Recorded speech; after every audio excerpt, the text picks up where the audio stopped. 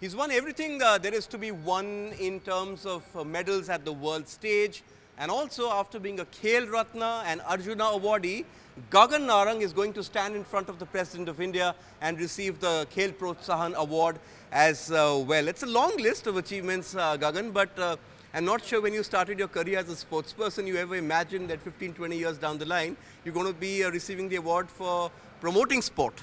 Well, absolutely. I mean, I never thought that I would get any award at all, actually, because when any athlete or any shooter starts their career, I mean, awards come as a form of recognition.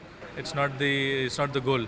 The goal is to win medals for the country and make the nation proud. And life comes a full circle for me because the first time I went to the Rashtriya Bhavan was in 2005.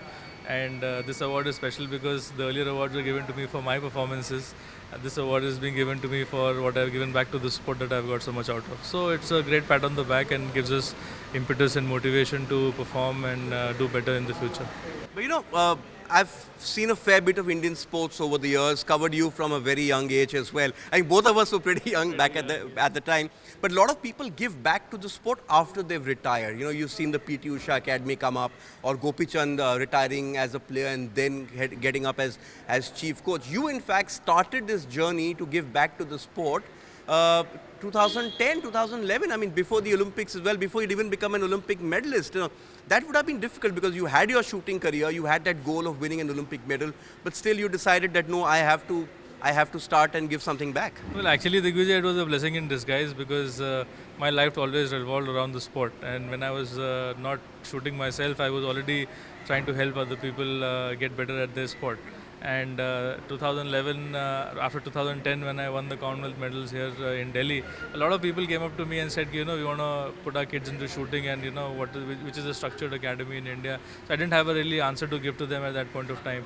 And that is when we decided, along with Pawan sitting in Pune, that maybe we should just have a structured approach to the whole thing and kind of address the issues that I faced as a budding shooter and address those challenges and probably also introduce the concept of excellence as grassroots, because why just excellence introduce excellence at a very higher level. I mean, if you create an environment of excellence right at the grassroots, the kid is wired for excellence. And when it goes to the Indian team, the coaches in the Indian team are just polishing their skills, but instead right now, or a couple of years back, they were polishing and starting from the basics. So why not the basics is taken care by such academies, and when the kid goes to a higher level under a foreign coach or an Indian coach, then they should just polish and take them for the competition. Okay, and even as we speak and even as we go and receive the award from the president, huge news coming in from Brazil. You competed at that range 2016, and one of your kids, Ella Vinil Valarivan, has won the gold. Very few Indian shooters have actually won a gold at a World Cup, and she's just 20, and you saw her for the first time at a school in Gujarat. Yes. So I won my first gold medal when I was 23, and she's stepped well into my footsteps, and something that I couldn't achieve in Rio, I think she did there, and it was very special. We were all watching the match yesterday. She was spotted in Sanskar Dham school, where the district level sports school from the Sports Authority of Gujarat was set up under the leadership of the then Chief Minister Narendra Modi ji, and we saw some exceptional talent in her, and we picked her up from there, and we've been mentoring her. There's a lot of effort that goes into someone like Ella because she's not a very easy shooter to handle. And the whole team is working very hard behind her and will continue to do so until we get that elusive medal from her. I remember 2003, 4, 5, a lot of those Indian shooters who were around as your teammates, some of them have retired, some of them have become coaches, and Dipali Deshpande, Suma Shirur, Jaspal Rana working now with the junior shooters as well. You've given back in a certain way, they're contributing in a certain way, and we've seen this new system come up. What you were talking about, that there was no system. Gagan Narang's parents had to sell some land to buy him his gun. But now you have a kind of an infrastructure in place and the support in place to push these kids in the right direction. Well, Digvijay, I think the system has evolved quite a bit, especially from the perspective of senior shooters coming in and giving back to the sport in terms of getting their knowledge back into the system. Now, what earlier was the challenge was, when we were shooting, we had no knowledge in the system. Shooting as a sport was very new in our country. We have a history of maybe 20-25 years of top performances of shooting sport. And even qualifying was a big thing. For us, our generation, going out there and winning the medal was the goal. But now for these kids, the goal is to just win the gold. I mean, so they have clear benchmarks in their heads that we've set for them, and they are just out there. I mean, in and out to just go out there and win a medal. I mean, they have no excess baggage behind them. They were nothing before, and I mean, the kind of confidence that they have is unbelievable. But I want to interrupt you there because earlier, as you said, we used to go to win a medal. If we won a medal, it was great. What is it about these kids that makes them so fearless? Because is it because they're so used to seeing all of you guys win that you all showed the way?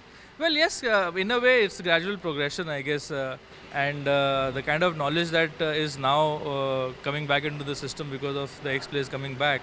I think that was the need of the hour because we didn't have knowledge, and what took us probably 10 years to do or get to where we were, it's taking them 3 or 4 years now, and they have no excess baggage. They know that okay, the goal is not to qualify, the goal is to win a medal because someone's already won a medal. We need that gold medal which has not come.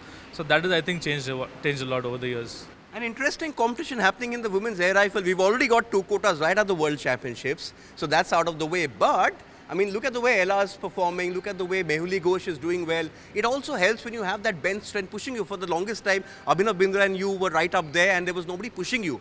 Now these, you send a second team perhaps as well, and they're good enough to win an Olympic medal, which is great for Indian sport. Well, we had to find competition abroad to kind of push ourselves, but I think right now in the current scenario, there is so much of competition within our country. Like you said about bench strength, there's so much of competition within our country that these kids are really, really top class now. And if you see a couple of years ago, the Indian women's air rifle team was not doing so well, and it was a cause of concern. But I think these kids have addressed that situation pretty well. Okay, I'm going to ask you a personal question because, standing here, I've interviewed you when you won the Arjuna first and then the Khel Ratna.